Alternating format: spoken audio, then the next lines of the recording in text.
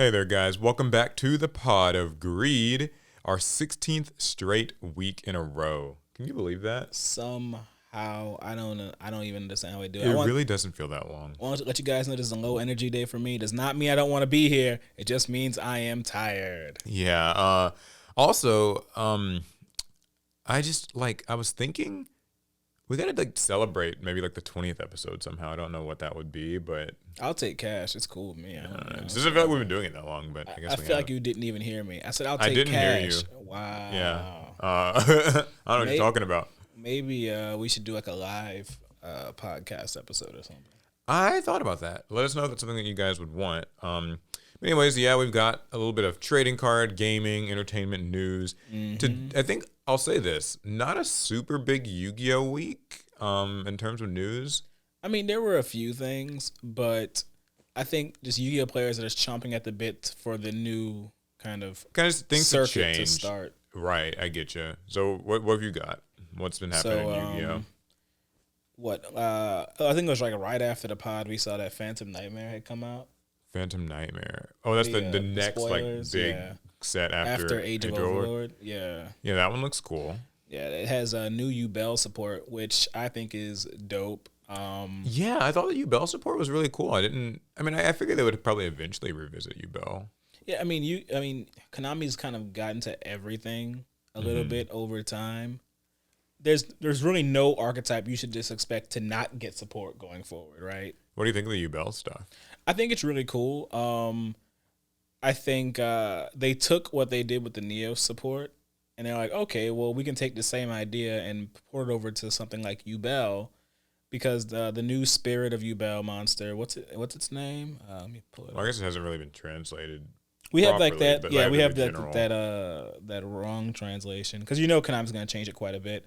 No, Spirit of Yu-Bell. That's what they called it. Okay. It has virtually the same effect as Spirit of Neos, where if your opponent attacks, you can special summon it, and on summon it searches a card with Yu-Bell in its name. Yeah. Very Neos. Also, it can't be destroyed by battle. Yada yada yada. Also, it has the same art, just mirrored. It's in the same pose. Still crossing arms. Though I will say, I don't know what Konami's running from. Seemingly in all the new Yu-Bell arts, they're covering up the one boob.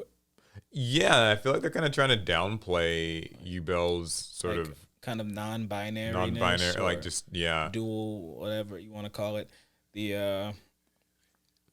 For people who don't know, if you didn't get that far in GX, Yu-Bell is this kind of spirit entity that possesses the qualities of a man and a woman at virtually the same time. It's not a huge part of the character, but it's a very visually striking thing, because literally half of Yu-Bell's body is feminine and the other half is masculine.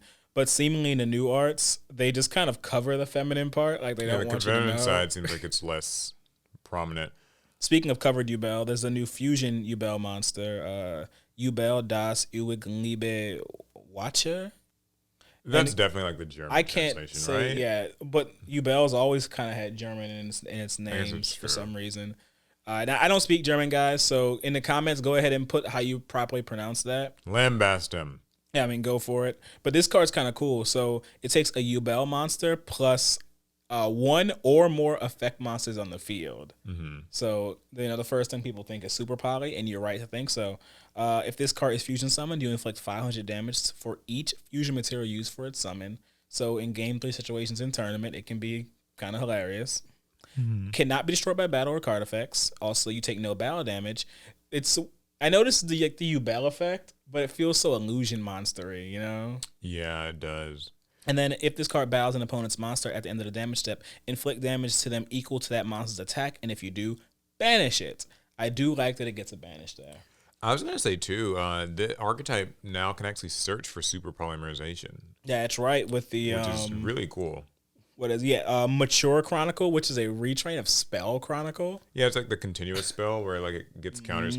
So it can eventually search for a super poly. It's not a broken activate it and just grab a super poly. It has to get 5 counters on it, and I don't know how easy that is or how difficult that'll be. It should be. Still, though, I think that they did a good job with just keeping kind of the, for lack of a better term, spirit of Yu-Bell in the play style.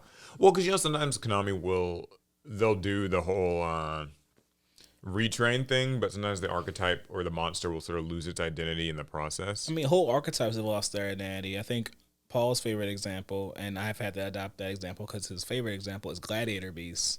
Yeah, for sure. An archetype that they want to force to work in a modern way, and to the point where it doesn't feel like the old deck at all. Yeah, it's basically like editor, or what is it, Tamer Turbo, or Yeah, where you just make a bunch of big things. you just make whatever can negate with like that Tamer thing each turn, and you're not actually like really battle phase tagging, and it's just not really Gladiator Beast. My favorite example is Fire Fist, which went from this kind of mid-range control deck to just combo, and not a good one at that. Yeah, that's also another thing that I don't like when Konami does. I mean, I guess that it reminds me of something somebody said about some of the newer Altergeist cards that just came out, is how like Altergeist is very much like kind of a stun control deck. It's sort of a slow-paced, strong control deck, at least for its time. But when they release new support for it, they kind of try to turn it into something of a combo deck. But because it's not really like fundamentally that, it just ends up awkwardly comboing and not being as good as an actual full-fledged one, while still losing a lot of the identity of Altergeist and just kind of diluting it. And it just, I've heard that some players don't really care for that. So. That actually reminds me, since of the new Salamangreat support we're getting in this latest. The Legendary Duelist. Fire Burning something. Volcano or something. Fire people. Yeah. The Salamangreat support is interesting, but the Salamangreat deck's style is so established and it does what it does so well. I don't know, why would you run that Synchro monster? Why would you run a lot of those cards? I've seen that people have been pretty. Speaking of that set in general, actually, it hasn't. The Legendary Duelist Soul, something Volcano, but it hasn't been doing very well in like pre-order prices and all that. I know with the Salamangreat cards, it just sounds like it was kind of, they're extra. Like they don't majorly improve the strategy. And at best, they're like alternative ways to play. At worst, they're just underwhelming. They have I think there's like 3 useful Salamangreat cards in that set. Mm-hmm. There's the one that looks like Aichichi, the Attic Nister thing. That's a cool normal summon. It can search Gazelle. Then there's it's like a cat-like one or a ferret, something like that. That one looked pretty decent. And the Link 4, at first I thought the Link 4 was just this win more nonsense. But it actually is pretty easy to make that thing, and it just allows you to add a little bit of pressure to your boards each turn.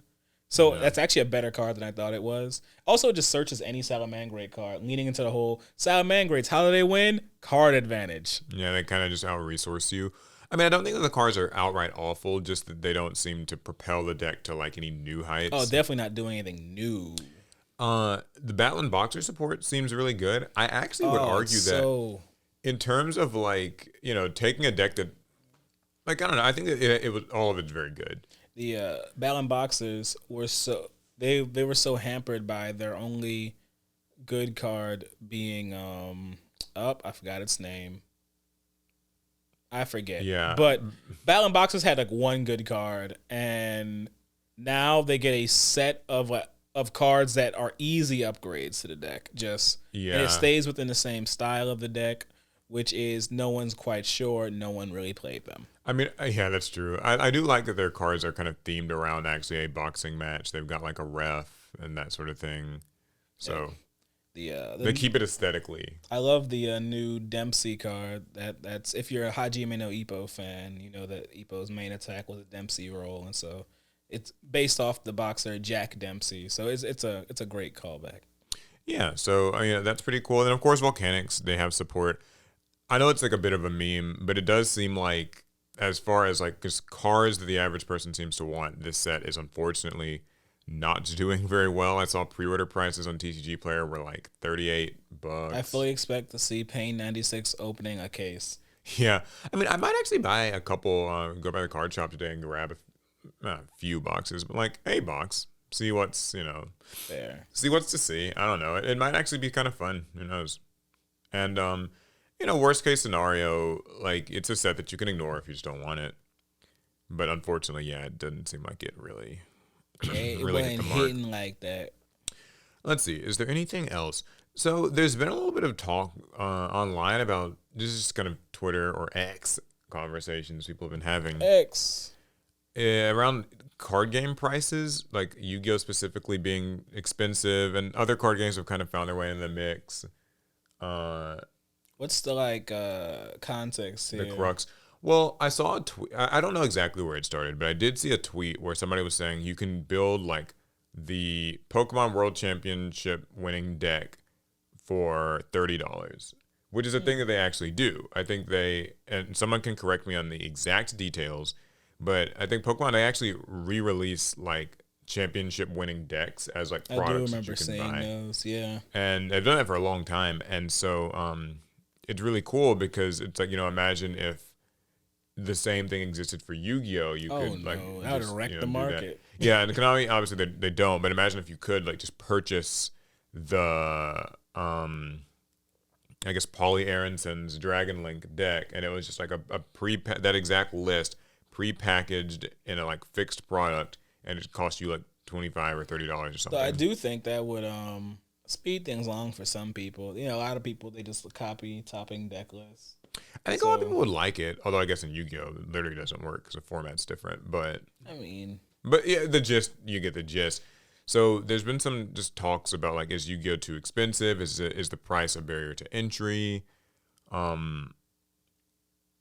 mean, do you think Yu-Gi-Oh is too expensive in the general sense? it just depends on what level of Yu-Gi-Oh you're trying to play, right?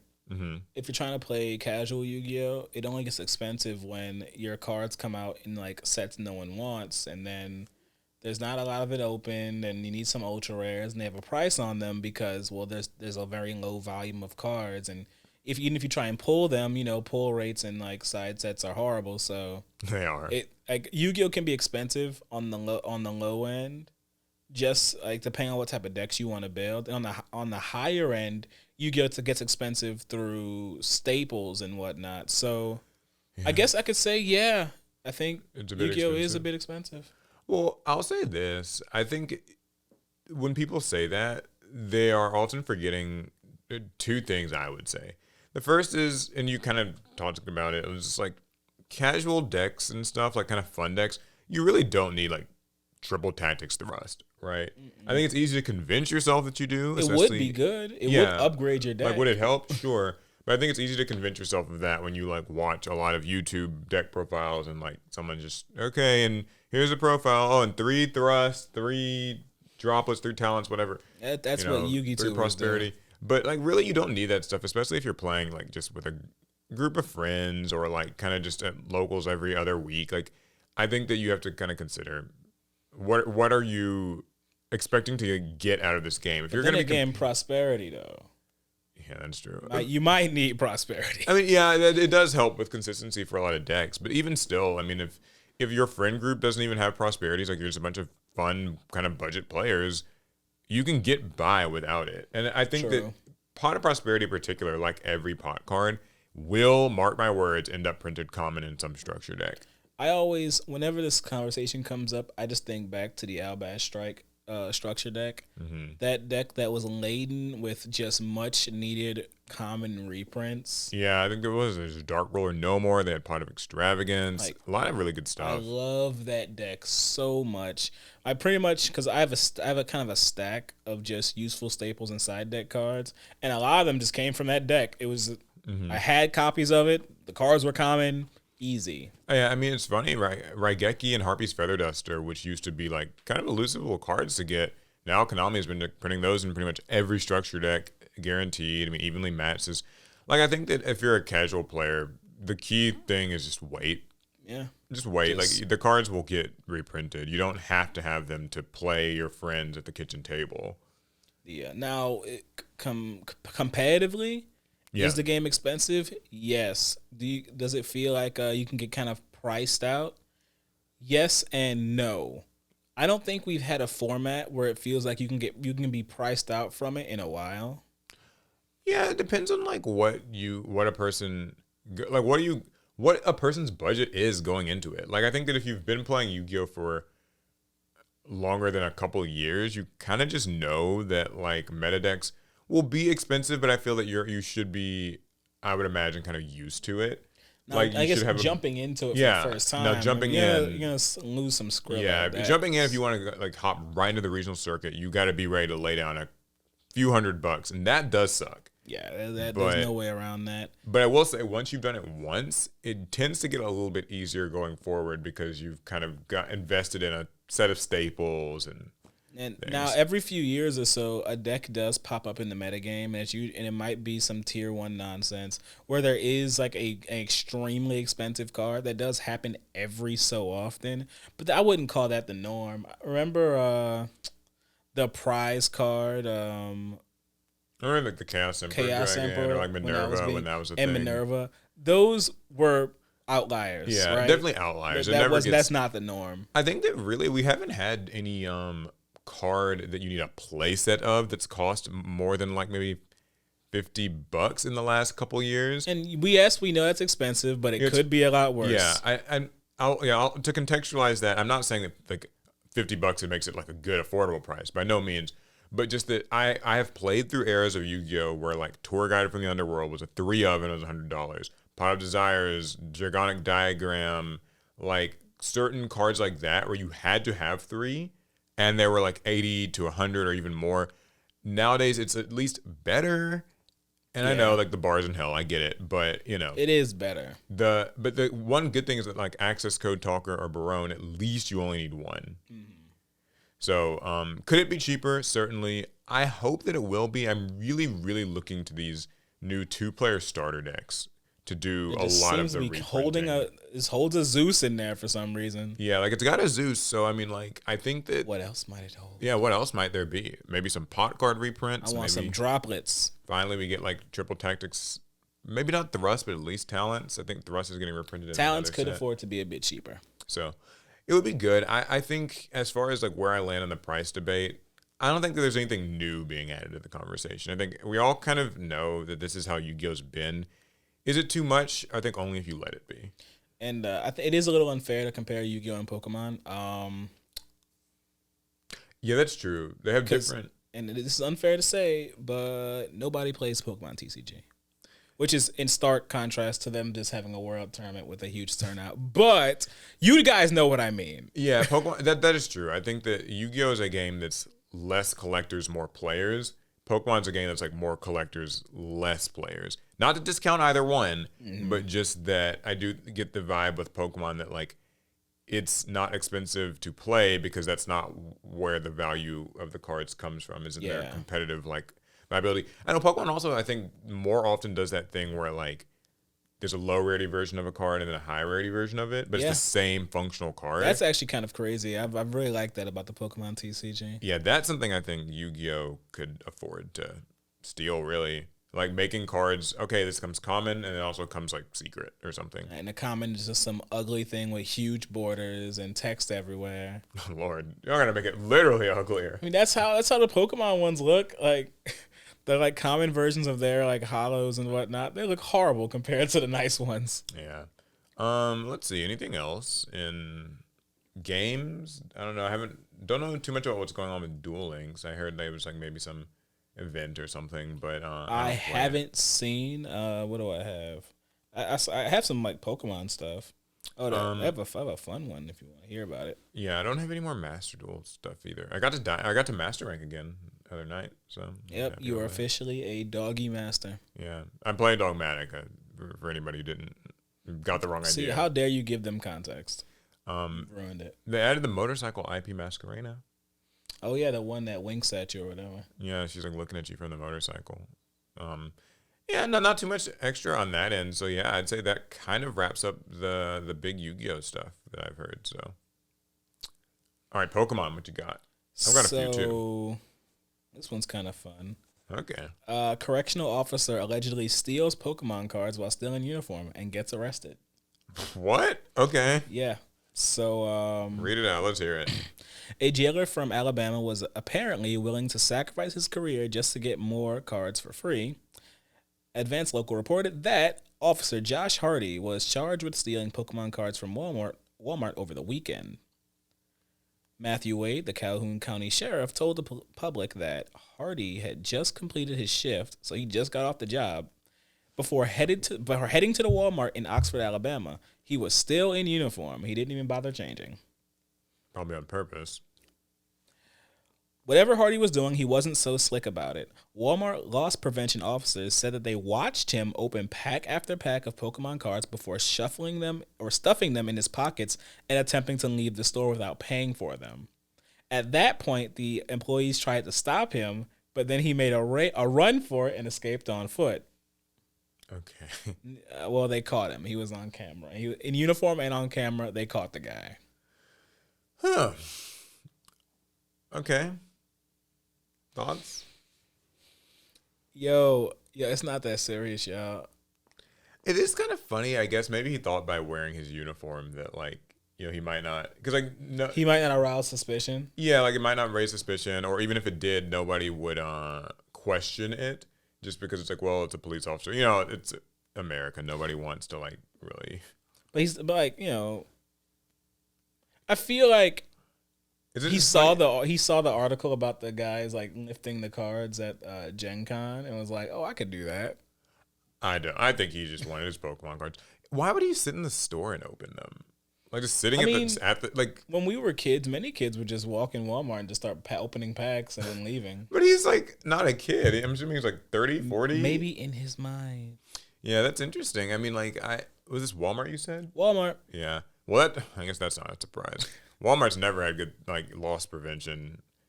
I know, like, I remember when some Walmarts and Targets and stuff had to, like, hide the trading cards behind bars and glass cases. That was, like, during the pandemic when, you know, the Pokemon boom and everything. When the fights would break out. Yeah, and there was, like, a story about a shooting. It's just funny and sad. It's very sad. Y'all don't just don't steal Pokemon cards like that. It also really reflects poorly on. I wonder if he's gonna lose his job. Of course he is. I hope you can't be in like policing and be caught stealing. You can be in policing and get caught doing a lot of things and not get in trouble. Oh, we're not gonna get into all that. Anyway, well, I have more Pokemon news. What you got? So two different controversies actually arose around the Pokemon World Championships last weekend. Did they lock players inside the back rooms? That's a different card game. 2023 Pokemon World Championship players disqualified over hacked Pokemon controversy. So, this year's tournament has seen a rise in disqualifications, making it clear that the Pokemon Company is putting its foot down against hacked Pokemon. So, several Pokemon Scarlet and Violet pro players were shocked to find themselves eliminated due to the use of hacked Pokemon in their lineups. While hacking tools have been used by some players to create their desired rosters, with the Pokemon having legitimate stats, Pokemon Company has deemed these creatures as illegitimate. One of the notable competitors, Brady Smith, expressed his dismay on Twitter after being disqualified, lamenting that he should have gotten his Pokemon himself. Roberto Parente, who had a strong performance at last year's World Championship, was also thrown out of the tournament, expressing his frustration and calling for respect. The use of homebrew programs like PK Hex to edit save data and create hacked versions of desired teams is not a new phenomenon in the Pokemon community. While these actions are against the rules, they are often used to save time. So, what's your take on this? I feel like you shouldn't be upset if you're disqualified at the Pokemon World Championship finals or whatever. Yeah. For using Pokemon that you got through hacking. Yeah, hack. Because I mean, hacking, the very word is cheating. It means cheating. It's synonymous with cheating, and that shouldn't come as a huge surprise. And I don't think anyone who got disqualified were probably surprised that they were. At least the ones who knew they had hacked Pokemon. Yeah, right? Most of them seemed like they did regret the decision. The two things that I've heard, the defense, I don't call them defenses around it, but in defense of the hacking, I'm just representing this side here. I'm not saying that I think it's true or whatever, but the first is that getting these Pokemon can be really time consuming. Like, it takes a long time to IV train, EV train, get specific like egg moves and natures and all these things. I know I used to play a little bit of like Pokemon myself. Had a Game Shark, had an action replay. Oh, you was cheating. Did a little bit of beep boop, typed in a code or two. You was hacking. But as a kid, of course, I didn't compete, so it was just literally for my pleasure. But maybe playing against a friend or something. But it can be really time consuming, and also there are certain Pokemon that I know are like locked behind previous gens. So you have to like have a copy of like some Gen 7 game or Gen 8 game or Gen 5 thing, and like get a specific move tutor was like only available in Gen 4, and you had to like get it in Platinum and like go to that move tutor and then like transfer it over and then put it in home, and then it can be a lot. It can ask a lot of time and a lot of money too if you need to like own technically 2 3DS systems to trade or 2 Switches or 2 versions of this game. And so that's one part of it, and I think that's a legitimate argument. Like, I don't think that it makes it like it shouldn't change Nintendo. I mean, there's literally an opposite argument to that specific point, and that's there are people who do all those things. Yeah, and they do it legit. They do it legitimately. So their reward is a powerful Pokemon. Yeah. So at that point, it's like. It's not that much of a defense if there are people literally doing it legitimately. Yeah, and then also the smaller one is that like you might have gotten a hacked Pokemon in a trade, like like wonder trading and that sort of thing, and you might not have known that it was a hacked Pokemon, but you just thought it was legit. You put it in your team, and then you found out that it was hacked, and so now you're actually being blindsided. In which case, that sucks. Although. I guess, and maybe in that case, it'd be nice if there was a way, like the games offered a way to kind of check if a Pokemon is hacked or legit. I guess because Pokemon at the end of the day are just code, there's probably all sorts of ways they can find out if a Pokemon's legitimate. And yeah, their method seems to be like hiding small bits of code that are like undetectable by like the average person who's hacking in their team, but that they are able to use, like the Pokemon company, when they're verifying your team. And that makes a lot of sense. What's the kind of funny thing is I don't think anybody is doing anything like wrong here except for the players in the World's finals, because I think Nintendo has every bit of a right, or Game Freak, I don't know who runs these things, Pokemon Company. I think they have a right to make sure only legitimate Pokemon are used in their World Championships. I think players who bred and built their teams legitimately deserve to play against and compete against players who also did the same thing. It's not fair to them to then have to compete with like 50 people who didn't put in even a fraction of the time building their teams. Yeah. And it's weird. The people who got disqualified, they aren't wrong for having genned or hacked Pokemon, but I do think they're wrong for bringing them to the finals.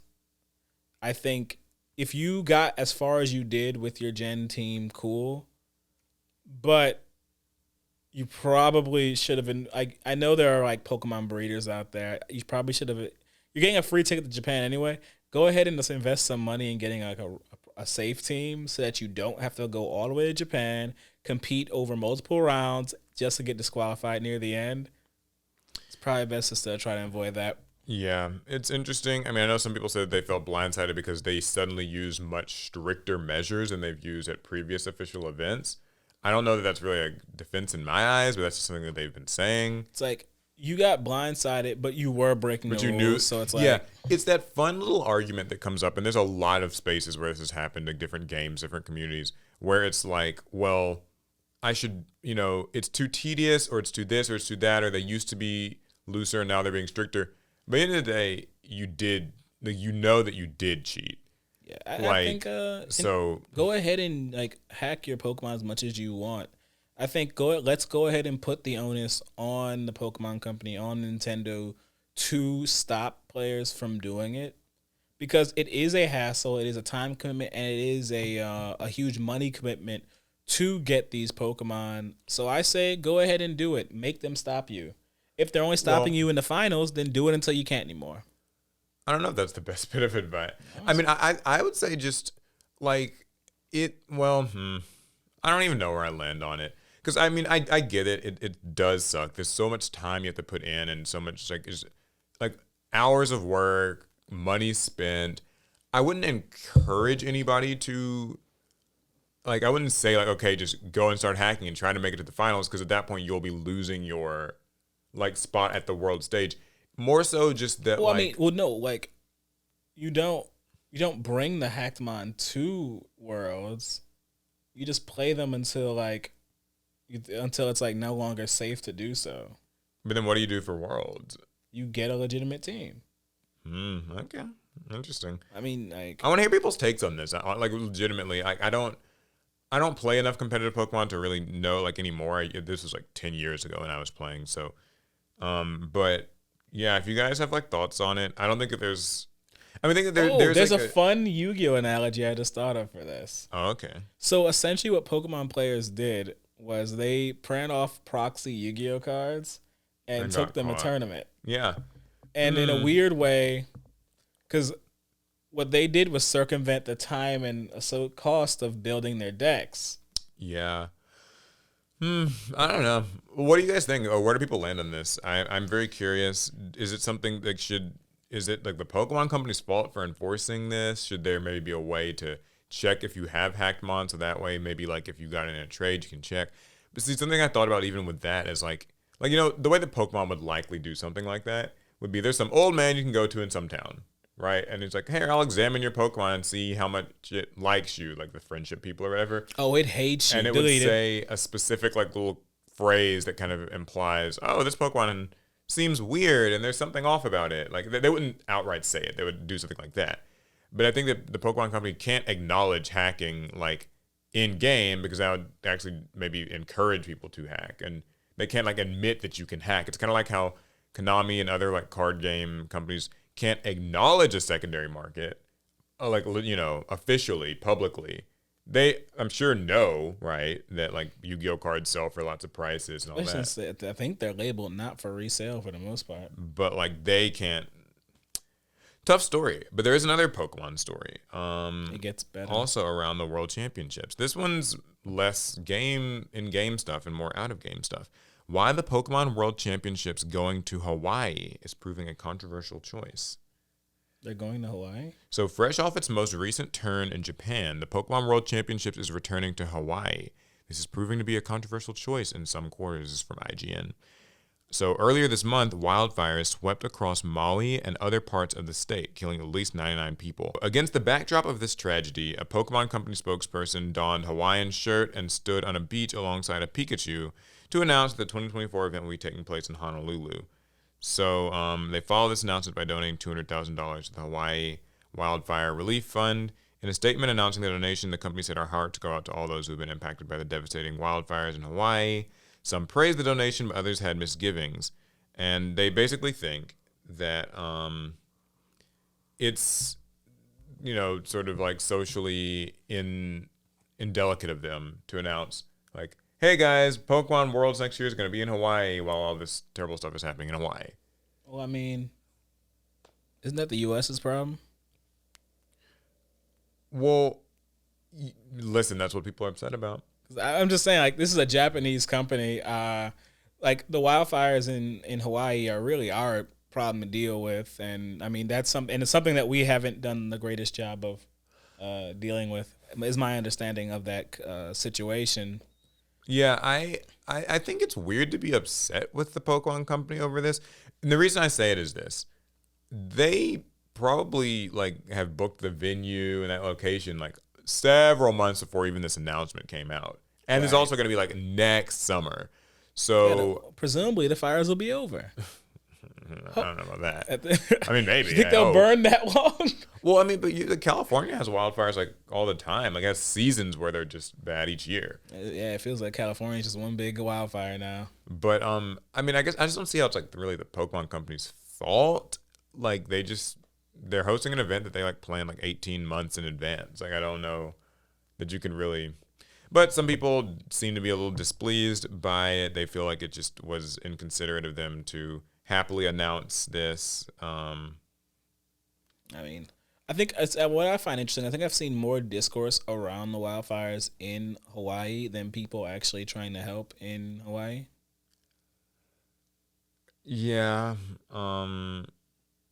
So they also, what some people want is to direct people who come to Hawaii for this championship to work with like, they want them to work with local natives to make sure that like their attendees and staff are going to like local services and stuff like that, so they're not maybe like exploring the island and its culture. And I guess you could say that maybe gets into like social justice territory. It's very much into like social So justice territory.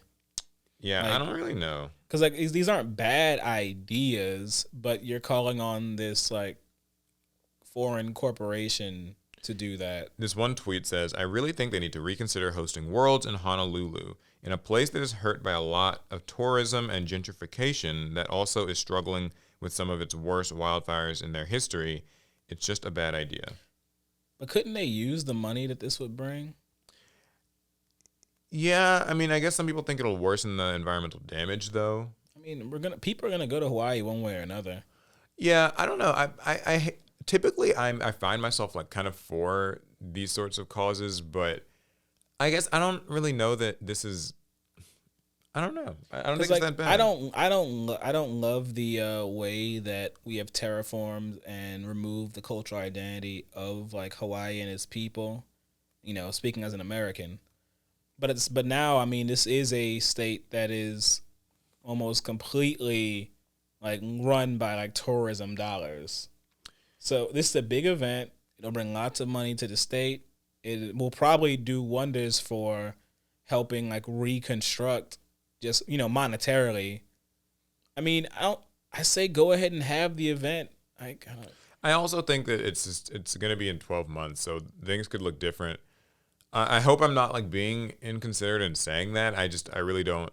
I don't see this like the Pokemon Company issue. I think that this is just an actual environmental like issue that the United States, probably the government, maybe could.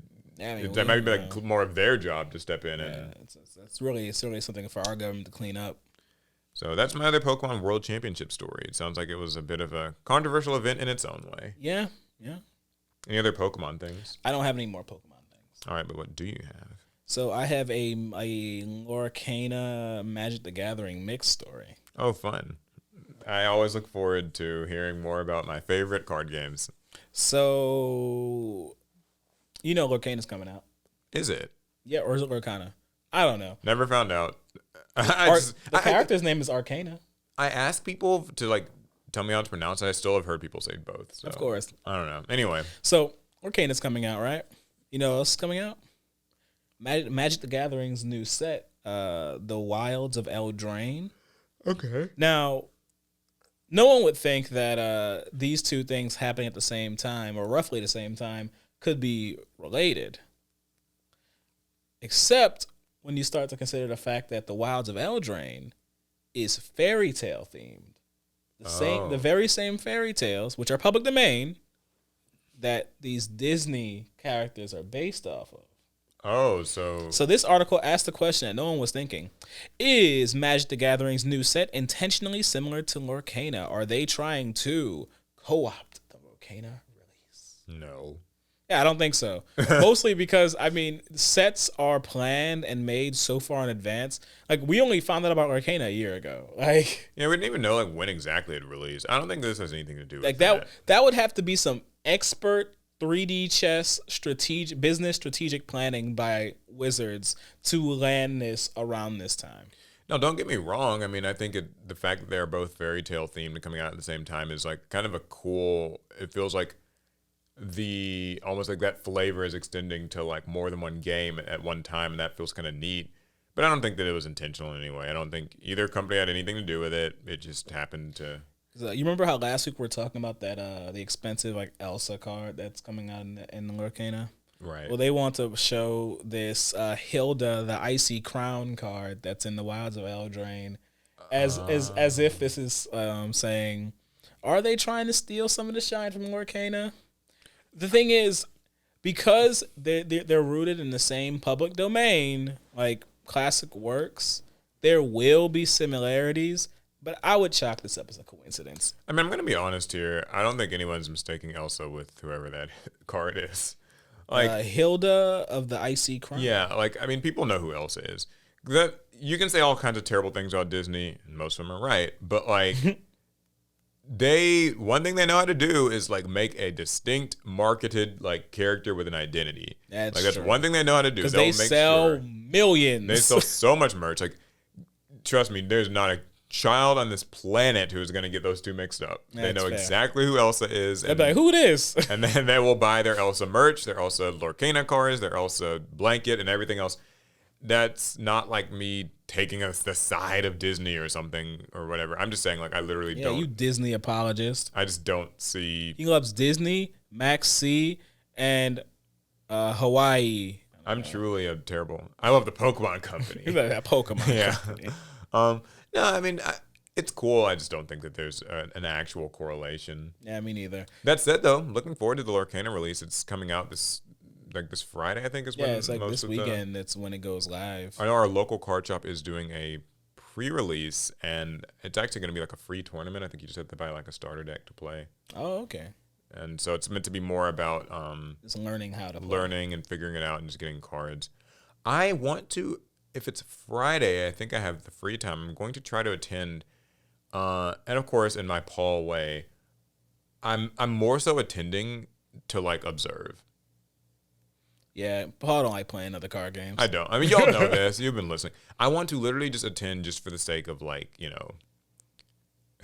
how many people show up? What's the demographics? Do I see a lot of kids? Do I see a lot of girls? Like, these are things I'd like to, take note of. Like, what is the interested audience in this game? Because I know that they said in that interview they want this to be like, a game that like girls can also feel comfortable playing, which is good. It should be accessible to everyone. And they want like more kids to be involved. I want to see if there's like families, and are people already going to be trying to buy and sell like individual cards? Is there going to be like meta talk, or is it going to be more about just like, oh, cool, the card looks pretty? So if I do get to go, I will report back to you all. You got to come too. I'm good. See what the Lorcana is all about. I want to let the kids have their space. That's true. I do. I always feel like with games like this, I would really rather kids get to enjoy it, perhaps absent of adults. Like, I'll pick up some cards in my own like free time, but I never reached out to me. I'm offended. I don't know if they really reach out to anybody. They said we're gonna run this ourselves. Yeah, that's true. I haven't seen like a lot of it. I just saw like the Gen Con coverage. That was kind of it. But yeah. Okay, here is some news that is kind of brief and not exact. Diablo IV players reveal 30 billion gold item that caused Blizzard to cease trading. What? I don't even understand what that means. So a 30 billion gold item is what caused Diablo IV players to be on the receiving end of the devs' trading ban. We've now learned what the item in question is and how it all went down as the game-wide ban continues to plague the game. So, yeah, I don't play Diablo 4, but here's what they say about it. I played Diablo 3. It was pretty fun, whatever. All right. Many players were shocked to learn that all forms of trading in Diablo 4 came to a screeching halt. In the blink of an eye, the devs issued a suspension of trading notice. It explained that D4 players would not be able to trade until Blizzard was able to resolve a serious gold and item duplication glitch. Not only that, but players were also being threatened with bans if they engaged in this exploit. Thanks to the efforts of the community, we now know what caused the trading ban, and it seems to be an ongoing issue for the devs. Specifically, it is one weapon that has single-handedly caused all of this bother. In a YouTube video shared by user JeppyO, users saw the item in question. It's a crossbow. There's gonna be some mumbo jumbo here. A near maxed out cut symbol ancestral rare crossbow, to be more precise. Described as 1% off triple max roll, I just don't know what any of this means. The crossbow has unbelievable power, and any Diablo 4 player would obviously do anything to get their hands on it.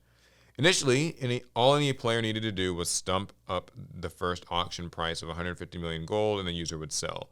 Things got out of hand rather quickly. The video showed the bidding process and how everything transpired. Bids started flying in at all angles. And then eventually somebody settled on this 30 billion gold price. And there's a known glitch that allows players to duplicate items. So it goes without saying that duplicating a 30 billion gold crossbow might cause one or two issues. we'll keep you updated as to when Blizzard fixes the issue and re-enables trading for Diablo 4 players. That economy already sounds like it's in shambles. What do you mean 30 billion? If Yeah. numbers ever get that big in your game, something is wrong. Yeah, I don't know anything about Diablo 4, gonna be honest, but it does remind me of. Did you play RuneScape at all? Very, very little. Yeah, I played a decent little bit of RuneScape. Not like one of those, some people were like no lifing that game. I had a cousin who like loved it. He was addicted. But it kind of reminds me of like RuneScape's like this auction thing where like people would like bid for items on the what's it called, like the Grand Market or something. And like some stuff got really expensive, and there were like these items called party hats, which like you only got from specific little events, like if you had like an older account or whatever, and like they were worth millions and millions of gold. I don't know. It doesn't have anything to do with the story. I didn't play RuneScape, but I did play Gaia Online, and we had a market system. And Gaia had a market. Oh yeah, I played. Yeah, so I guess we might be the opposite. I played a little of Gaia Online. And I played only a little bit of RuneScape. Okay. But in Gaia Online, you can customize your avatar with all these like purchasable like pieces of like clothes and pictures. I mean, it's gear, but they're really just pictures. And some of it's like event lock, some of it was like something you paid for or whatever. You grinded for it. And I remember multiple times the devs for Gaia Online had to make sweeping changes to the economy because inflation was just insane in that game. Like at one point, gold prices just got so like high. Things on the like market board or whatever we called it were just so expensive. Millions and millions of whatever our currency was, which I don't really recall anymore. It's been some years since I played. But I remember they had to go in quite a few times to just try and like knock prices down. They had to delete some old accounts and like get rid of some items. Just try and keep things manageable. Yeah, it's always interesting seeing kind of economies play out in video games where, in the real world economy, obviously it's far more complicated. And we just kind of let it go. But like in games, they pretty much have to like have like price ceilings, price floors, limits on amounts of stuff. Things that in the real world free market in video games. Yeah, like well, it's interesting because like I think a lot of MMOs, they have to at least give you the illusion of the idea of like a free market, because that's where like the whole, like it's an auction system, it's a free market, you just offer whatever you're willing, and whoever is the most willing, like that's how it goes, and that sets the price. But you pretty quickly realize in a video game, like you have to have barriers and stuff in place, things that if they were to exist in the real world would be called like literal communism or something. But in these games it's allowed to exist. But I always love when like something kind of breaks and proves why you have to have that sort of limit in place, like this $30 billion crossbow. How does someone even have 30 billion gold? That don't make no sense. Yeah, I think that's just, it's kind of entertaining. Good luck to the Diablo players. Hopefully you guys can trade again soon. Figure that out. That sucks. You just can't. I don't know. Is trading like a big thing in Diablo? I don't know, but it must be. 30 billion gold sounds like a lot. Yeah, so that's just a quick Diablo story. You got anything else? I have one last story. Okay, cool. So this is all I got. To return to form, it's an AI story. Oh, joy. Looking forward to this. An author says AI is writing, quote unquote, unauthorized books being sold under her name on Amazon. Oh, wow. So Jane Friedman, who has authored multiple books and consulted about working in the writing and publishing industry, told CNN that an eagle-eyed reader looking for more of her work bought one of her fake titles on Amazon. The book had titles similar to the subjects that she typically writes about, but the text read as if someone had used a generative AI to imitate her style. When I started looking at these books, looking at the opening pages, looking at the bio, it was just obvious to me that it had been mostly, if not entirely, AI generated. I have so much content available online for free because I've been blogging forever, so it wouldn't be up. There's an ad. Okay. So it wouldn't be hard to get an AI to mimic me, Friedman said. So that's terrible. AI is an assault on art, and especially artists, professionals who make a living off of their art. And authors are no different. It's in a weird way, it's even worse for authors than it is for like artists, like traditional artists, because the very first thing we started doing with AI is generating words, sentences, passages, and books. Someone or some people had the enterprising idea that you can tell an AI to write a book in an author's style, and then you just self-publish it and throw it on Amazon under that author's name, and then you just collect all the profits. Because the readers, like the book buyers, they'll buy just seeing the name. They won't even think to like wonder, is this legitimate? Yeah. We don't have cases of books being sold under authors' names illegitimately very often. So that's not something we're looking for. Yeah. Well, I'll say this. I've got a few things. So this is funny that you mentioned this story because actually just last night I was watching a video essay from one of my favorite YouTubers, Zoe B. She makes video essays. She's an English professor. And I really like her videos. They're on all kinds of things. But she had one from some months back about like why AI writing doesn't really work. The fact that it doesn't understand context and that words don't have actually any meaning to an AI. Like it can know kind of what word will likely follow the last word and that sort of thing. But it can't like think in an abstract sense and that sort of thing. Well, anyway, so it just kind of feels funny that you mentioned this writing story. But shouts to her. Anyways, my actual thoughts on it. I think that this is going to be a very terrifying thing. Is just this. An example that I'd heard once was like using it to make kids' books. Using AI to write kids' books.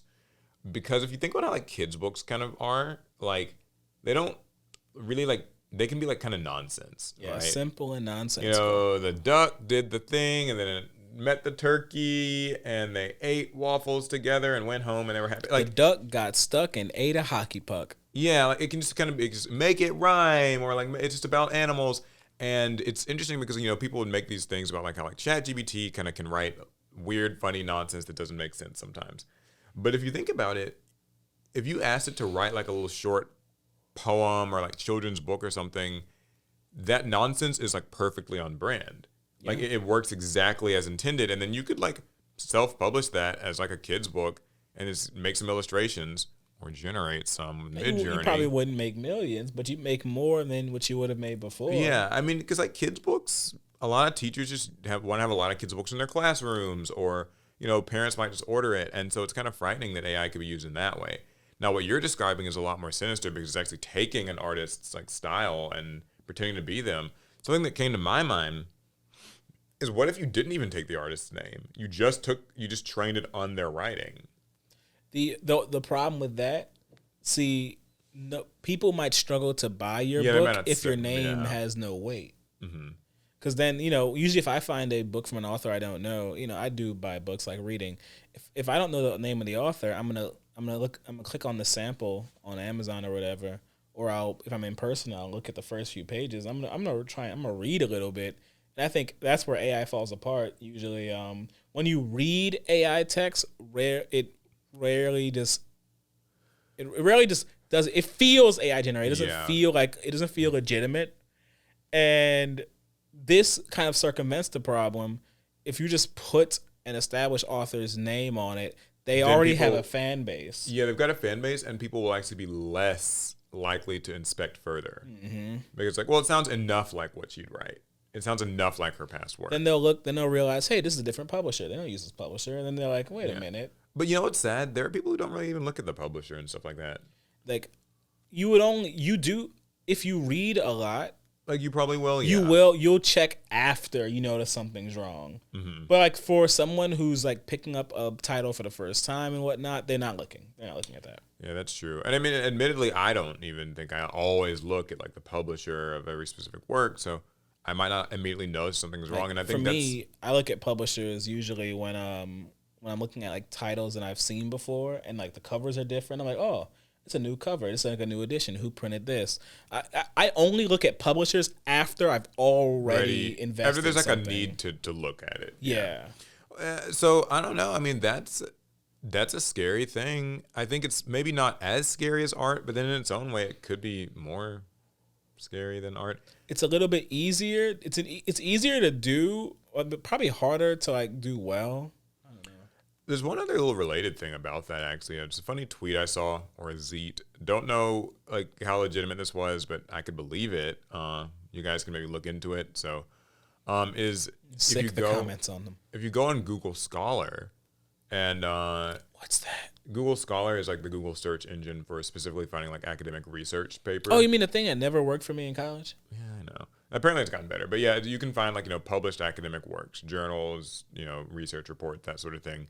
Well, anyway, if you do a search query and type in the words, what is it, as a machine learning model or whatever, right? Because oftentimes, if you type in a query into ChatGPT, like ask it a question, it will start its answer almost always with, as a machine learning model, I cannot do this, that, or the other, or I can do this, that, or the other. Right. And so people will use that for like their, synopses for their reports and stuff, which they aren't, they're just, so basically it basically so if you type that in on Google Scholar, you'll find a lot of search results that have that exact string of text, which proves that a lot of published works and like supposedly scholarly works were just generated by ChatGPT, and a lot of people are like, using that to just cheat and like, publish that stuff.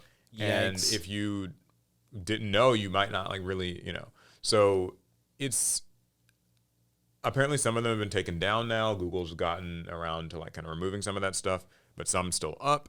I saw this tweet like last week, so that might have changed if it was even true at all. Do your own research, right? But like, Be I just thought that was careful an about what you thing. read, people. It might just be made by AI. Yeah, I mean, I've been seeing a lot more AI just stuff. I was telling you the other day, I saw some ad on Instagram for some clothes, and it's like this one model they use. Like he's wearing the clothes, and I'm just like, Oh, that. Okay. and he's in so many different locations, wearing so many different clothes, but like something about him has made me think like, is this AI? Like it feels a little too. Do you think he's AI? Yeah, like, I think he's AI generated. But what if the clothes are AI? It could be both. It could honestly be both. Like I don't know, and it kind of made me like curious, and I've still been sort of digging down that rabbit hole. So it's a scary thing. I mean, it really is. Like with the AI writer thing. I mean, do you think like is she suing? What is she?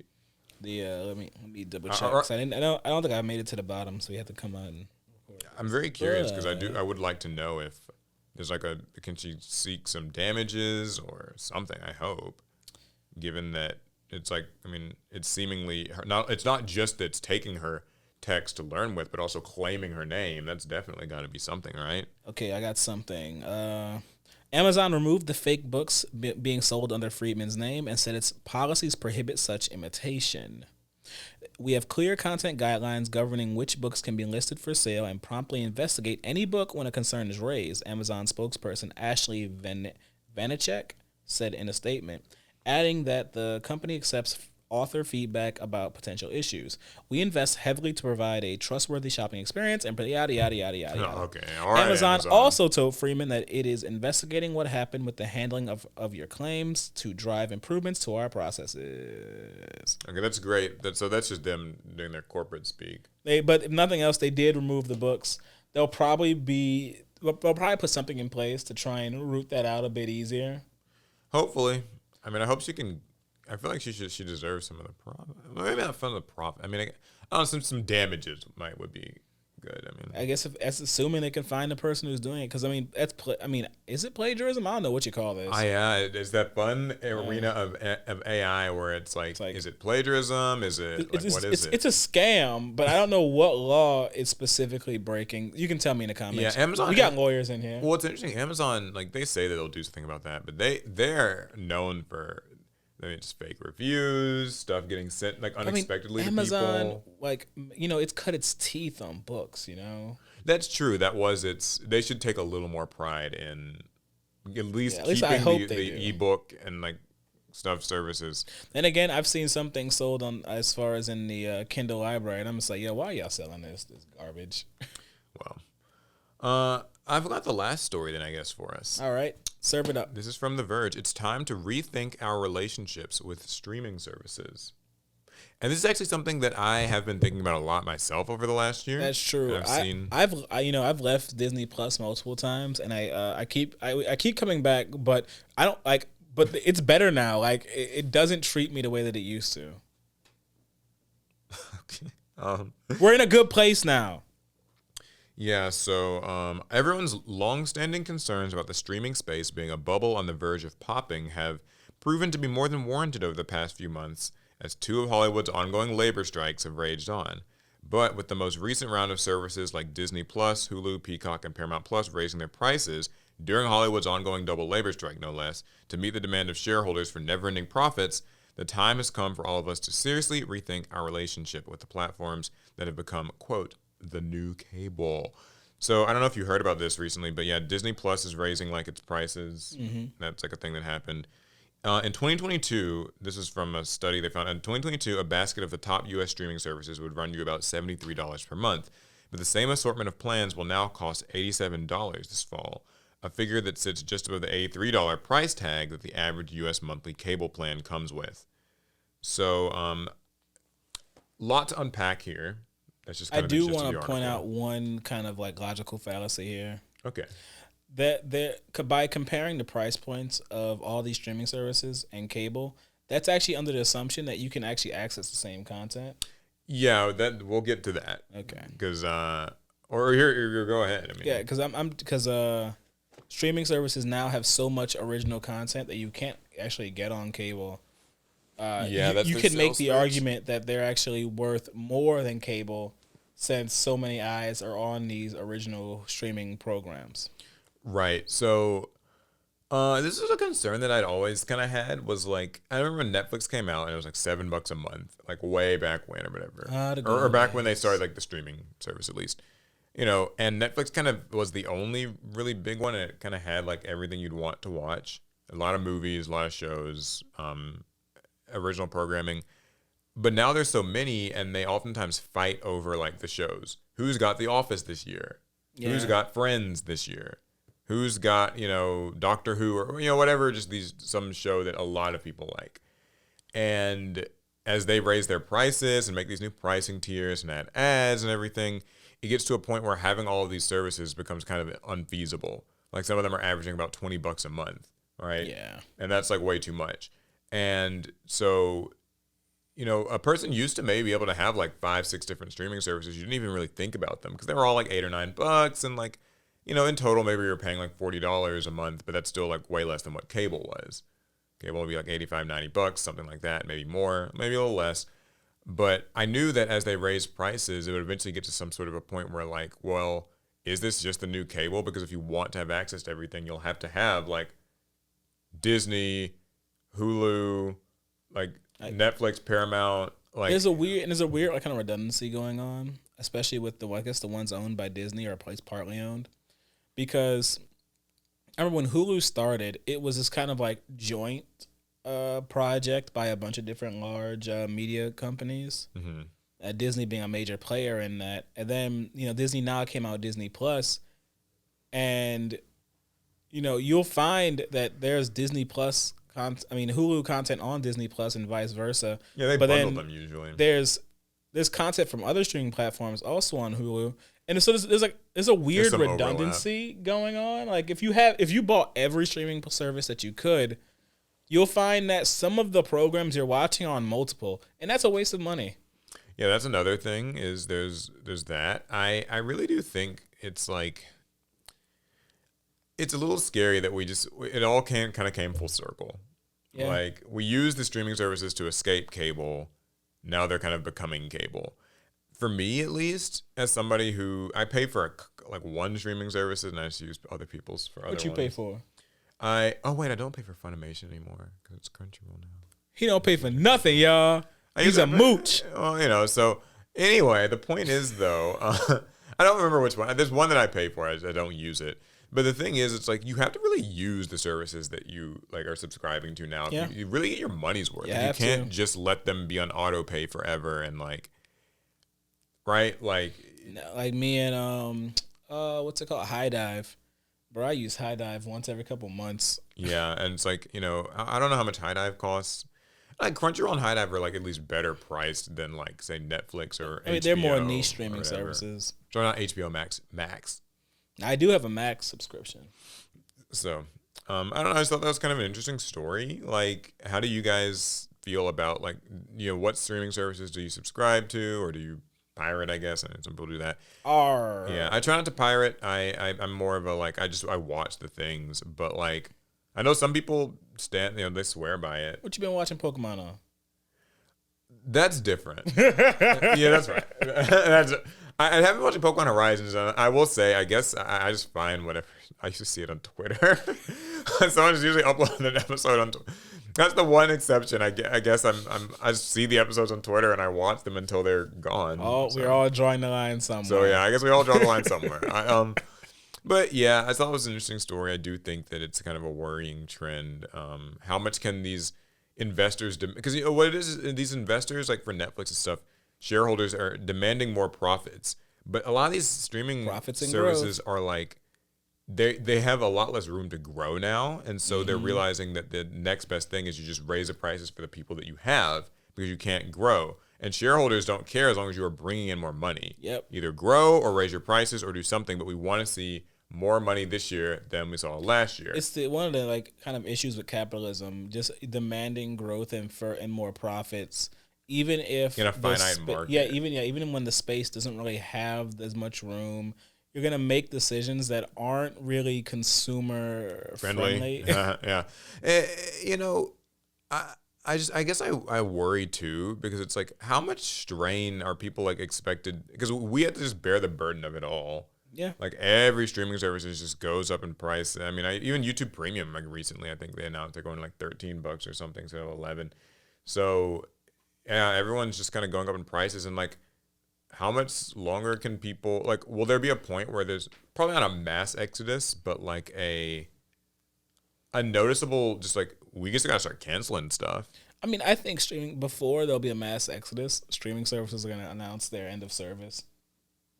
Yeah, some might just go. I think some are, because then they're expensive to run, and they'll notice, like before we notice, that people are not so bullish on their price changes. Yeah, maybe I just gotta start watching these Tubi movies. Hey, Tubi's free, y'all. Or like Pluto TV or whatever. Pluto TV, is it also free? Yeah, Pluto TV is, I think, the one where they just have the infinite running shows. Yeah, man, Pluto TV. I guess it's like old content, but still a cool thing. Hey, man, it's free. Yeah, that reminds me, actually, kind of related, of the idea that I've seen like more people on YouTube doing, where they have like a constant live stream, like a 24/7 live stream of their content, and just all their backlog of content. I wonder if that's something that like people would want to see from us. Like, I wouldn't want to see me 24/7, but hey, that's just me. Just old duels and skits and stuff, just like playing live ad nauseum forever. It just kind of seems funny. Does that mean we have to leave a computer running forever? Yeah, you just have to have a computer and it's just on and it's just running. Yeah, it's so inefficient. But anyway, that's all the stories, I suppose. Yeah, which leaves us to the pot in the pod. All right, guys, we have some of your most interesting questions in this pot. New community tab post, by the way, will be going out shortly after this episode, asking for new sets of topics so that we will be able to refresh. You pulled one? I pulled one. Okay. Take her away. So, how come Japanese Yu-Gi-Oh cards aren't as valuable as Japanese Pokemon cards and other TCGs? I have no idea, I'm not gonna lie. I don't know enough about, I mean, I have my hunches. If we're speaking strictly from like the Western point of view, I mean, OCG cards don't have much value to Yu-Gi-Oh players here because, well, we can't use them. Well, I guess their question maybe is also like that the game is cheaper over there. At least that's what I've heard. Like even within Japan, there just aren't cards that are super expensive because the rarities that they're printed in are lower. Like I remember like I don't know too much about their more secondary market. I think they were printed as like maybe super rares in Japan. I don't feel like I'm informed enough to truly know. I'm just speaking from what I can see from like our point of view in the West, and I mean we don't collect Yu-Gi-Oh cards the same way someone might collect Pokemon cards, and I believe even in Pokemon you can use Japanese cards in their card game if you desire. Mm-hmm. So you can? Yeah, I think so. I think you have a translation, but I mean Yu-Gi-Oh is one of those games where are you gonna pick a card or not? Well, there was a question, but like it was very similar to something that we'd answered before. I was okay. trying to figure out. Anyway, But yeah, I don't know. As far as I can tell, as far as the West is concerned, OCG cards just don't have a lot of value to TCG players who want to play in tournament. I would like if somebody plays in the in an OCG territory and can maybe give us some more insights into like the pricing process, what kind of the price of cards is like, how people feel about that. Because it's one thing for me to just be like, oh, well, if you go on eBay, you can buy this secret rare from the TCG as in Japanese, and the OCG, it seems like it's like $5. So what gives? And I don't really know. So I don't think I can provide like a great answer to the question. But Paul is willing to sit down and have a discussion. It'll be a roundtable discussion with any creators who want to be in it, and he'll stream it himself. Listen, I didn't say all that, but yeah, I mean, I will read comments. That's for sure. I do like when people can, kind of educate me about it in there. My question or topic is make a Yu-Gi-Oh format. Oh, okay. Someone asks us to make a Yu-Gi-Oh format. In this format, we will play on top of a McDonald's wrapper. If I could just make my own Yu-Gi-Oh format. You know what's sad? Every Yu-Gi-Oh format that I think would be interesting is something that's kind of just been done in a different card game. So I don't know that they're like unique to me, but I will share them. If it's unique to Yu-Gi-Oh, that's I think that it would be interesting to see kind of a Highlander format thing. That might be fun. Best of ones. Or not best of ones, one-ofs. Yeah, I know they did an event like that in Master Duel, and people kind of had mixed reception to it. But I think as an alternative format, that could be pretty fun, like one of each card. Especially, I remember when we did that Deck Master Duel, I really enjoyed that because we did Highlander format and then we did like, what is it called? Tribal. Yeah, we did those like tribal you're locked into one decks. type. I think that would be really awesome. So it's like, only spellcasters or only like beast warriors or whatever. That makes for some pretty interesting deck building just because like you can get synergies in the deck, but you're working more on like the type-based synergy, and most engines don't work as efficiently, so it actually slows the games down a little bit. I find that pretty enjoyable. If I had to make a format, I'd make a format of just common cards. I know it's not very exciting, but I'm curious. There's a format. What did they call that? I don't know. There was a format that Yu-Gi-Oh did where it was like all the cards in your deck had to be same rarity. I just forget what it was called. Oh, sorry. Go ahead. I thought that was unique. I thought that was a new idea. My bad. Well, go on. I mean, a deck where all your cards have to be common. I'm curious to see what kind of deck building would come out of it. Like, what is the best common only archetype? What staples have been printed common, of which there's plenty of. But, we wouldn't be able to use the most modern, the most powerful cards in our game currently because they are literally not common. It can't happen. Yeah, I really think like Yu-Gi-Oh's got to do a little bit more with those formats. I remember when I was actually a kid at Books A Million, they even did traditional format, which was like banned cards were at 1. Yuck. Which could get probably pretty insane today because a lot of these banned cards, you only need one of them. But they just run tier. Yeah, but still, I mean, it's... like, I think that I don't have a unique format. That's one thing I'll say is most of my formats are just like, here's something that has been done in another game or used to be done in Yu-Gi-Oh! And would be really freaking nice if they would just bring it back. I think I need more time to like craft a unique format. Battle pack. Bring back battle pack. Simple. See, they said make a format, not a format that existed already. Well, make a new one. Make a new battle pack. I don't know. All right. All right. Let me dig again. Yeah, your dig. All right. Your draw. All right, Pot, what you got for me? I'm gonna take this one. It's your draw, Duelist. I have. Should Droll be banned? Okay. No. Like Droll and Lockbird? Yeah. No, I think. I don't think it's a bad card. I mean, maybe this person lost to Droll, Paul. Like, we gotta think about it from their point. All right, here we'll give this Crescent some more credit. Yeah, like there's an argument that it could be banned in the sense that like it can be a turn stopper. If you're playing a high combo deck with a lot of searching, then getting hit by Droll is depressing and it ends your turn, and that's not fun. But Relatable. I will say only some decks just lose their turn to Droll, right? There are plenty of decks that only search one time in a turn, and then they'll play without searching beyond there. And against those decks, Droll is actually just a brick. Useless, yeah. It has no use. It's kind of funny in that way. Droll is so polarizing in its use. Ash Blossom has situations where it's more and less useful, but it will at least do the bare minimum of its job, which is negating a interaction from deck. Yeah. But Droll. Droll, I mean, Droll's a card that the reason I don't think it really needs to be banned is just because like it only really shows up when formats get really wild.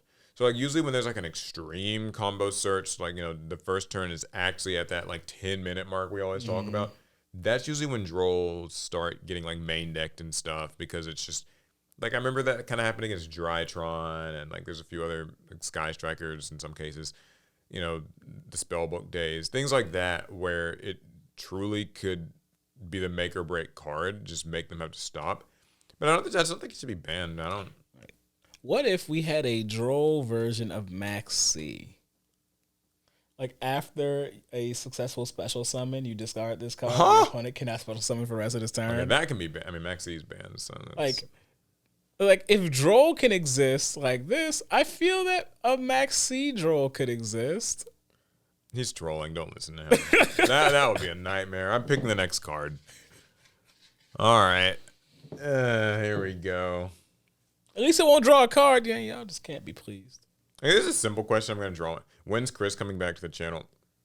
Soon, hopefully. We'll do a video with him soon. Yeah. We're going to update the Forbidden and Limited list and bring Chris back to one. Yeah, he lives far away, so it's harder for him to be in videos. Okay, next actual...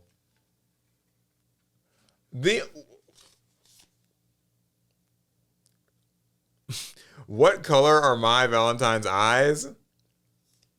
Purple. I honestly couldn't tell you. They're purple. I don't know if I've ever seen them. Okay. Here's an actual question. Have TCG-X gotten worse? What is that? EXC? Let me see. Okay, yeah. Have TCG-EXC gotten worse? Oh, TCG exclusives. I didn't have a space Oh, to write TCG it. exclusives. My bad. Okay, there's an actual question. Look, I was scraping the bottom of the barrel. Yeah, we'll ask for more soon. Do you think TCG exclusives have gotten worse? What's the most recent one? I haven't been as... What, is it Gold Pride? Tistina, sorry. Oh, yeah, Tistina. Tistina. I don't know. I haven't been as interested in them for quite a while. I feel that the inspiration for the world premiere archetypes hasn't really been hitting as much. Mm-hmm. Like, I mean, well, so here's my thing with the TCG exclusive archetypes. They tend to be the more creative ones. Like they tend to be more inspired directly by like a piece of media or like literature or just like kind of a genre. You know what I mean? Right. So I think that it's far more likely that a TCG exclusive archetype will just completely hit or completely miss for you. Sure, you know that makes sense. Most if you're not archetypes, interested in something, then if you're not interested, you just will not like look at these. But I think most archetypes normally are kind of more like broadly appealing. Like anybody can kind of just like, what are you supposed like? Do you like or dislike TR elements? Like aesthetically speaking, you can like them. They're waifu girls and whatever. They're kind of dark and sulky some looking. people like mermaids. So, but I think that like with Gold Pride, if you're not like into that thing, what is that thing exactly? I don't know. What is it? You tell me. Like racing? Yeah, it seems to be based off It's like like the a race? wacky races from like Hanna-Barbera cartoons. Yeah. That's what I got out of it. But it also could be like something Speed Racer inspired. I don't know. Now, do they mean gotten worse in terms of skill or like kind of power level Actually, or whatever? what is a Tistina? They're supposed to be, what is the word? Stalactites and stalagmites or something like that. You know what? They have gotten worse. They're I'm types of rock on that. forms, I'm on yeah. that train now. I mean, Gold Pride's been used with like Punk kind of as a hybrid deck. I've seen that's reached some they degrees love of success. Gold Pride Punk running around. I was trying to build Gold Pride myself.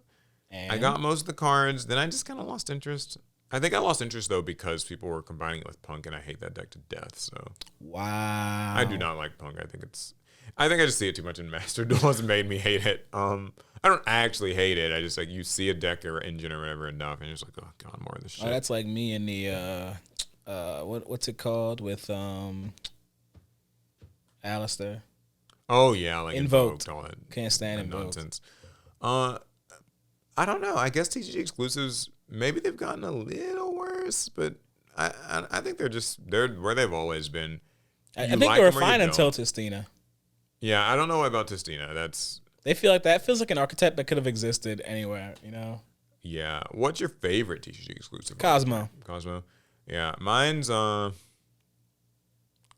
feel like there's an obvious one that I'm forgetting, but I did build mutants and ended up kind of enjoying that. So that's next deck you gotta take to master rank. Hell no. We'll see how that goes. All right. Well, I guess that's it for this episode of the Pod of Greed. Hopefully you guys enjoyed it. Thank the pot. Yeah. Thank it. Pray to the pot. Maybe it'll become legal again. Oh God. But yeah, so we will, of course, ask some more questions. We can get some fresh things in the pot. Yes. It needs to be refilled. And I guess we'll see you guys in the next one. pass turn.